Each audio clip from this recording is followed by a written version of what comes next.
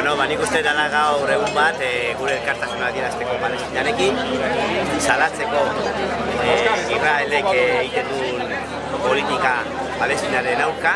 It's a very special thing to be in the Basque Country, because we know that you have fought and you know what is to fight for sovereignty, for your culture, for your land, for the freedom. And this is the same thing that the Palestinian people are fighting. Badakigu Euskal Herrian ere borrokatu dezutela, zuen lurraren alde, eskubideen alde, kulturaren alde eta autodeterminazioaren alde, eta hori da Palestinan gertatzen den gauza bera.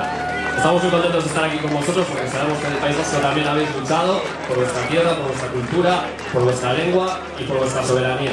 Y eso es lo mismo que ocurre en Palestina.